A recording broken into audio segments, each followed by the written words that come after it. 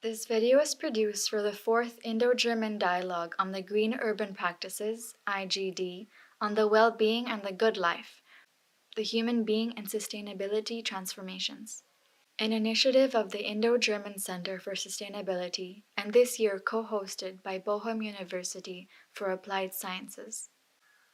The main objective of this Indo-German dialogue is to understand our personal and collective inner resources as human beings, and in which way they inform notions of the good life and well-being in sustainability transformations.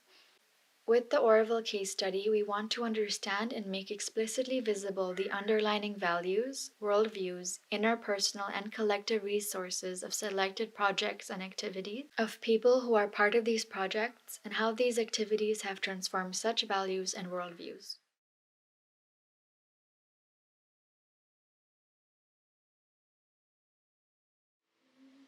A dream.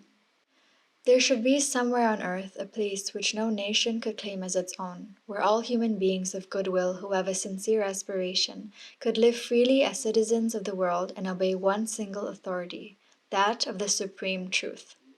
Auroville is an international cultural township located in South India.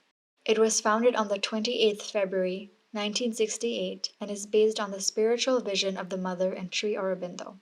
Auroville's aim is human unity. Auroville's founding principles and ideals are expressed by its charter, which acts as a guiding reference for the evolutionary unfolding of inner and outer discoveries and activities. The Auroville Charter. Auroville belongs to nobody in particular. Auroville belongs to humanity as a whole. But to live in Auroville, one must be a willing servitor of the divine consciousness. Auroville will be the place of an unending education, of constant progress and a youth that never ages. Auroville wants to be the bridge between the past and the future. Taking advantage of all discoveries from without and from within, Auroville will boldly spring towards future realizations. Auroville will be a site of material and spiritual researches for a living embodiment of an actual human unity. The early years of Auroville have been engaged with the healing of the land and working towards creating a livable environment. Pioneering settlers worked tirelessly on soil and water conservation efforts, which, over the period of the first 20 years, helped regenerate the land and prepared the base to live on and develop other community activities, services, and local systems. One of the key activities of Auroville has been large-scale integrated afforestation works. The effects of these foundational works are visible in many ways, right from having a microclimate in this area, better groundwater recharge conditions, and a revival of native forest type of the tropical dry evergreen forest, to name a few. This spirited green work has helped create an ecologically sound living environment which paved a way for environmentally conducive, sustainable living practices on a personal and collective level. With time, there has been a growth of diverse population, and presently there are 3,000 persons from 55 countries engaged in a diverse range of growing community activities. As the growth of both city and society have been taking shape, so have been the emergence of physical development and social activities, which a community of this intent and scale would require to build on its next phase of an integral living environment.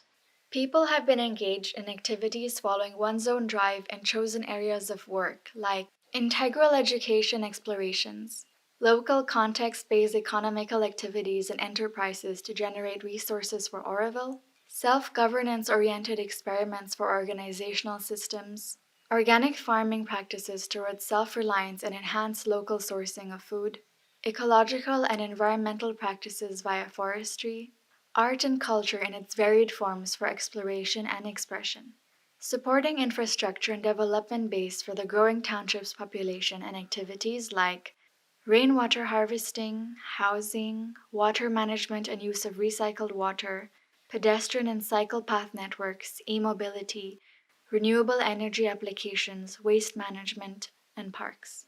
Community services and facilities like health services, schools, sports facilities, community dining, collective transport, farm produce collection center, internal cooperative to meet grocery and basic needs, outreach and exchanges with the surrounding region, and learning exchanges. Auroville receives approximately 10,000 learners every year from all over the world. They come as volunteers, interns, participants for workshops and events, researchers, and student groups which learn from a wide variety of sustainable living experiments and practices taking place in Auroville.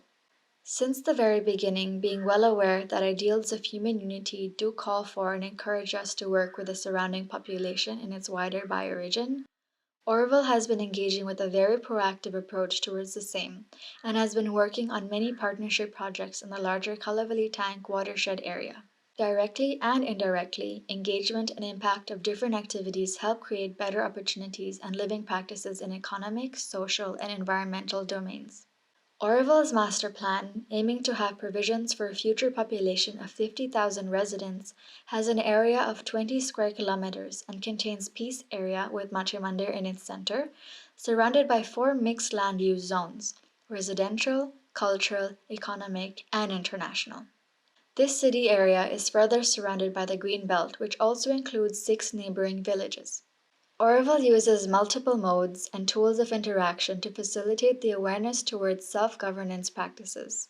Community intranet, radio, local news publications, gatherings, and community meetings are some of these.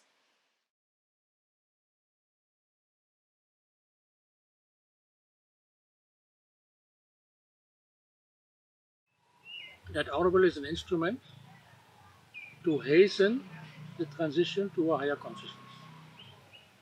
Because Sri Aurobindo's yoga is on the subject of man being a transitional being.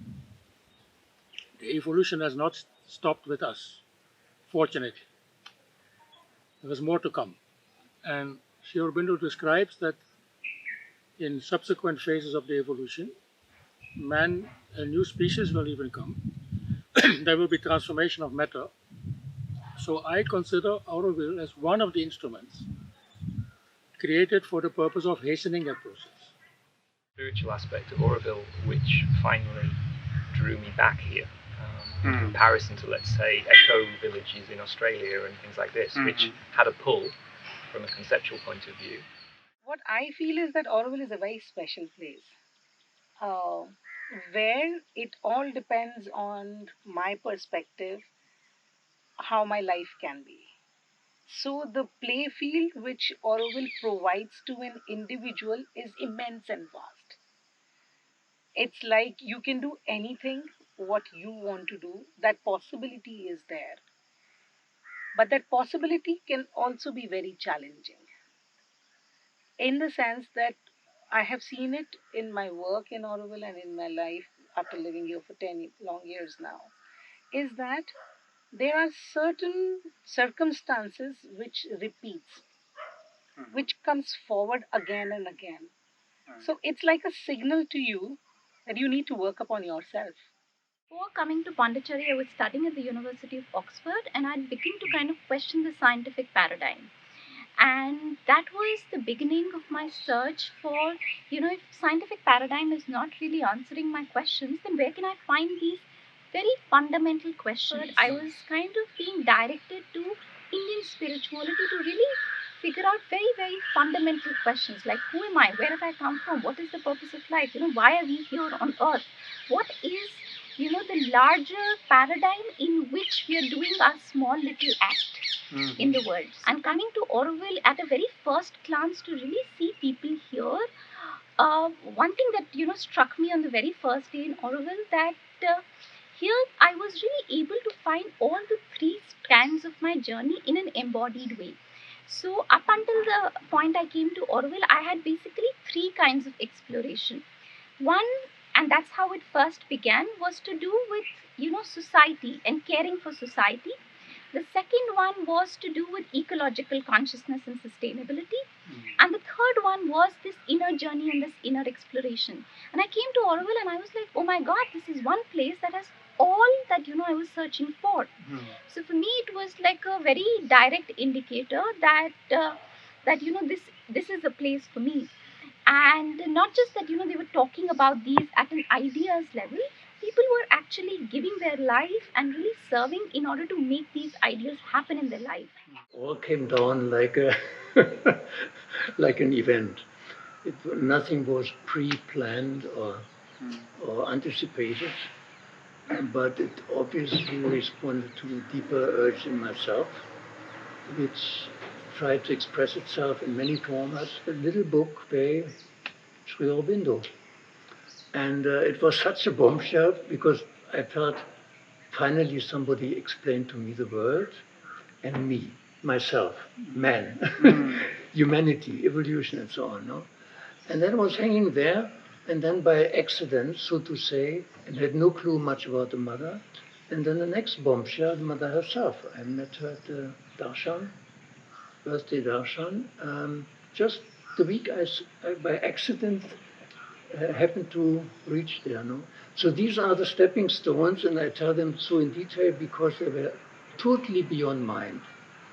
It has nothing to do with any kind of calculations and understanding, but it was, this is the right thing. When I joined Auroville, this is the project which is meant for us, for the earth and which we believe in. But of course, you have to have that commitment to join Auroville, to live the life of an Aurovillian. And all this was okay for me, and I joined. I personally believe that is that force which they got from the mother, which made them go on digging in the hard, in the hard soil, in the hot sun. They went on and on and on and lived in huts, had no food, had to make bore wells, plant trees. It was a very hard life, but it was something within them which from where they derived that strength.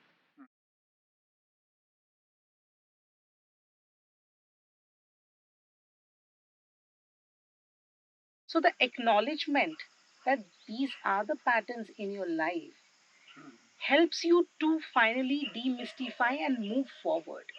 There is no one single formula because every individual human being is a beautiful human being which has their own inner light. Now it depends on me. I discover that inner life after climbing Himalayas or staying in a city or working in a factory. You can have that spark lit anywhere till the time you're committed to see that you want to grow. But that shift is, it doesn't come very easily. I mean, it's just a moment of a click that shift comes. But for that click to happen, you have to be very conscious about it. Mapping of the process of transformation that is required. And there is a transformational practice that is well developed, well articulated, available to us. Without such a practice and a perspective, it will be impossible to deal with this complexity. It is this transformational practice that enables us to face this challenge, and in the process, we are getting deeply individualized first, and various parts are getting integrated. And that means your truth is getting formed, and truth is a tremendous power. Because that is where the well-being is, truth. Your authentic truth. You are no more living a fake, half-hearted, compromised life. You are living an authentic life of truth that is self-born. That is powerful. And that is the foundation of well-being. From there, the external things we can always manage.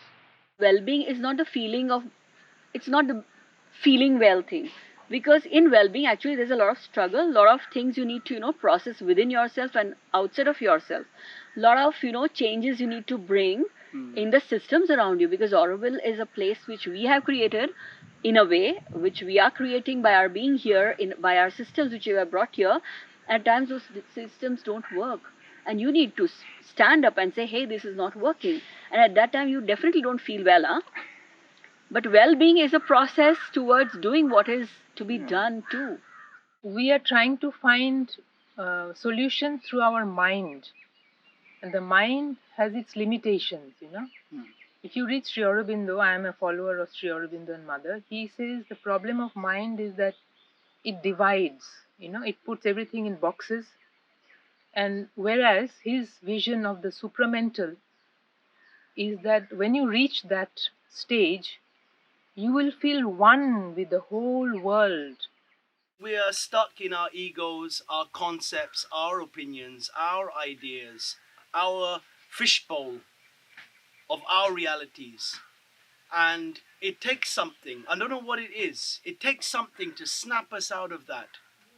Possibly it takes celebration, joy, coming together and recognizing ourselves in each other as the other is dancing, as the other is happy, as the child is laughing, and coming together and experiencing, yes, I'm part of a tribe, I'm part of a community. Because without community, there is no change in this subject. In Auroville, you all talk about transformation, and on the other hand, you speak about sustaining. My answer to that question is that we need to sustain nature, life, for a sufficient period of time so that the transformation can happen. You cannot transform matter which is completely destroyed. It is very difficult to transform an unhealthy, unbalanced body. Right? So the transformation is definitely the ultimate goal, and the sustaining is needed so that the transformation can take place. So it's not a contradiction. One is needed for the other. So it sounds like a paradox, but it is probably not.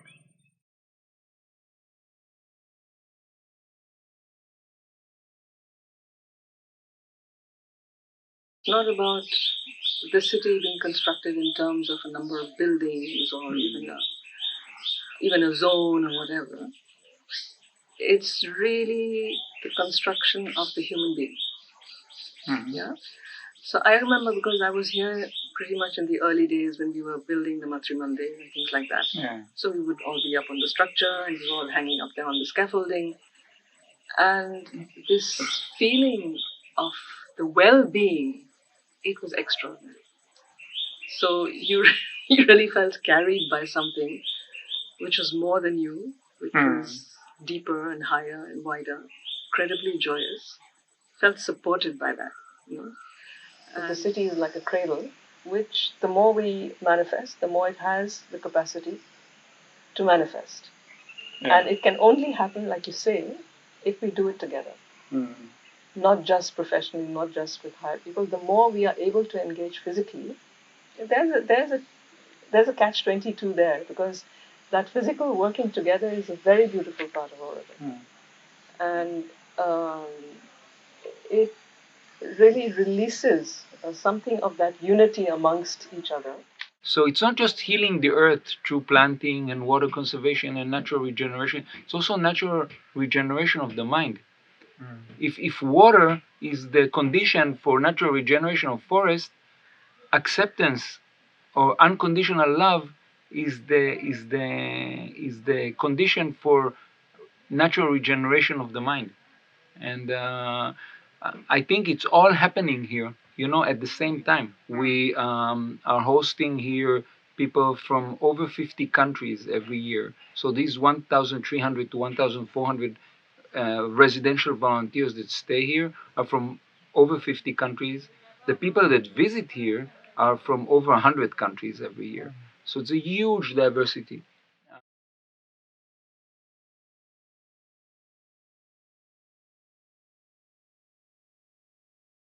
There are two ways of scaling. One is the McDonald's franchise model, standardized mass production across the planet. That kills the diversity.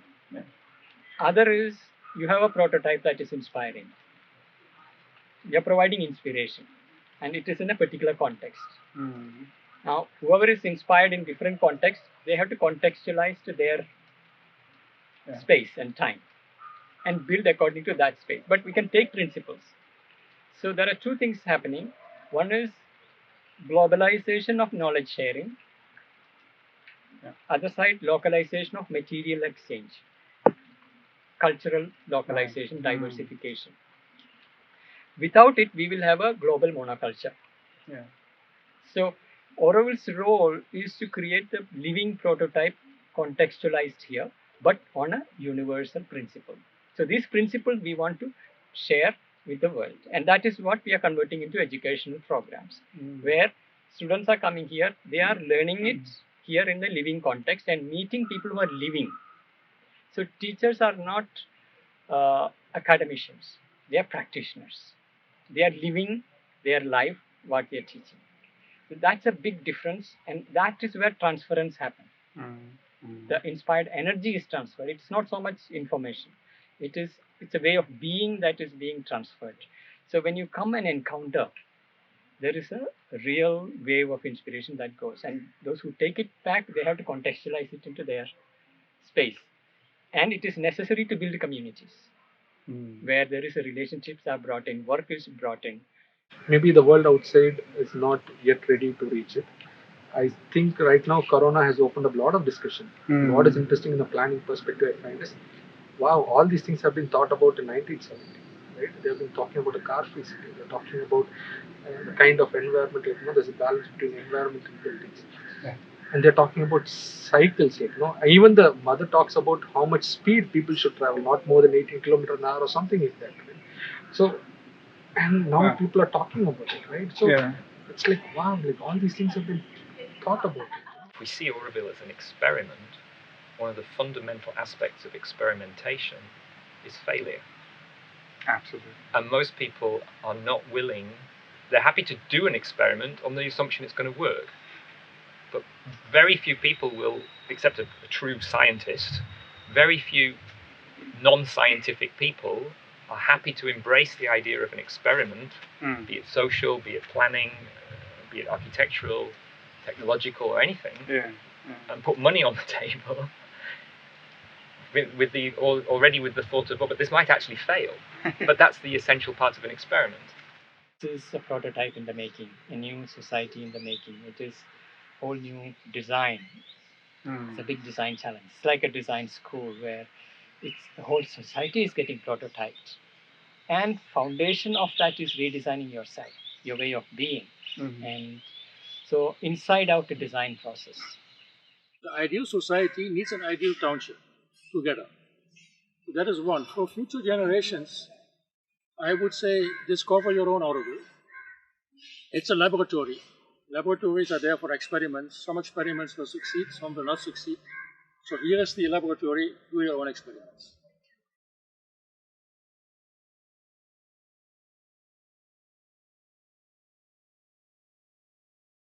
One journalist of Auroville called Auroville a kindergarten of spirit.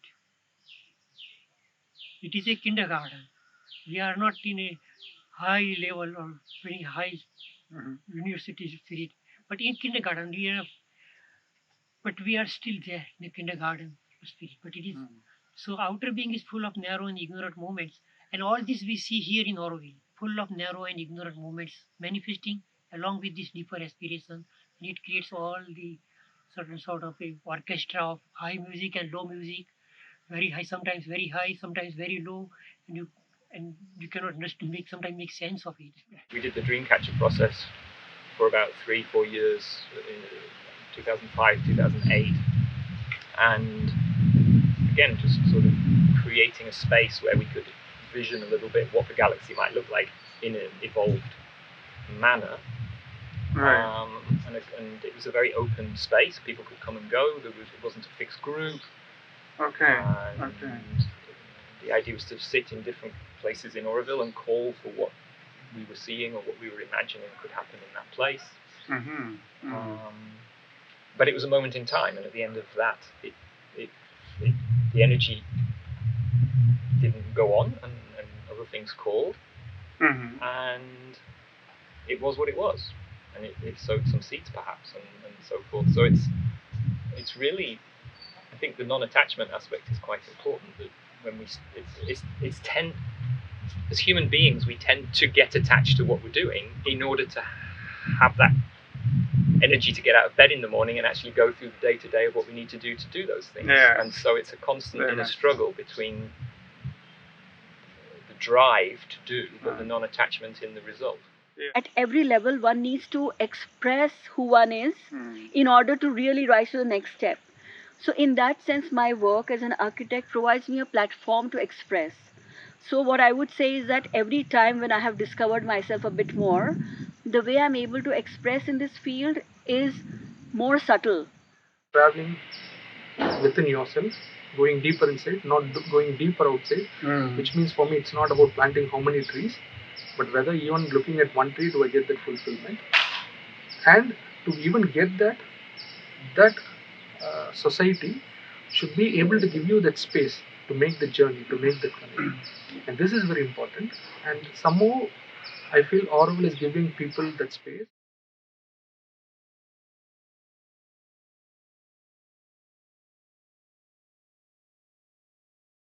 This farm practices natural farming and permaculture, but our subject is not organic farming or any of that actually. Our subject is cultural redemption. When we look at the well-being of any society, the well-being of it on a nutritional level, on an ecological level, on a social level, on a cultural level, on an economic level, on a health level, it all depends on one factor, and that's our relationship with the food we eat and where it comes from. That relationship is a reflection of our relationship with Mother Nature. And we start to reclaim our birthright, to be well. Because wellness is a birthright, And Mother Nature, she's always well. She's she's constantly giving, but we don't see her gifts because we're running in a direction, a concept, a spiritual concept, an economic concept, a concept of to become something, whatever it may be. But there is nothing to become because well-being is here and now. Well-being is a more qualitative dimension of life. Very often people measure life in terms of material quantities. The size of the house they live in, the number of vehicles they have, the number of trips they have made abroad. That is the consumer society. But well-being is nothing to do with that. You can have a feeling of well-being on top of a tree or in a big bungalow or cycling around. Well-being has nothing to do with that part of life. So I would define in the context of Auroville well-being as a state of being that allows you to grow within and to contribute also to the outer manifestation of Auroville. Along with the integration of the green and blue infrastructure with the urban infrastructure, I feel somewhere it's kind of an ideal critical mass for what I feel is a human settlement of the future. I mean, if I look on the internet today and I look at cities, especially these burgeoning cities in Africa and China and so forth, they already feel like dinosaurs to me. And if you see now what happens now with coronavirus and lockdowns and so forth. Just look at Chennai. Yeah. So I think it's a phase for these megacities, and I don't think that even in 50 years, let alone 100 years, that we're going to see that continuing. And it's almost like we're going back to a smaller scale. We needed to break free of the small scale because it was smaller thinking.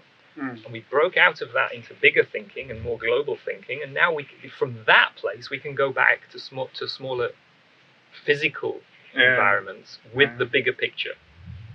And in that sense, if we get the scale right, and if we want to talk about mobility, from that point of view, I think the solutions to mobility within a place like Auroville and the scale of how Auroville is much more easy than solving mobility for Chennai or for London or so forth. That is what is special about Auroville, that you have people you can talk to like this.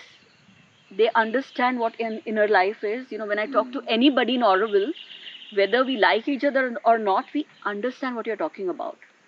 Whereas elsewhere, it's not that simple. Because the life is so much about what you see is true. Materialistic in that sense, that what you see is true and what doesn't exist, how do you know?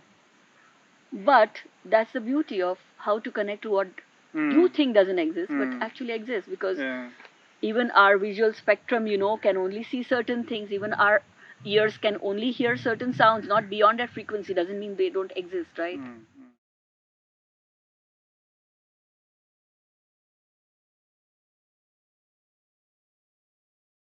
I would say that till the time I am not operating from my fear space, I will take care of my well being. I believe that healing people and healing the earth is the same process. If you get the balance right, well-being happens. And we have a dream which doesn't have ideology, but it has many ideas. Sustainability cannot be sustained if you don't change your consciousness. If you want to give a chance to your true self to manifest, then starting point is silence.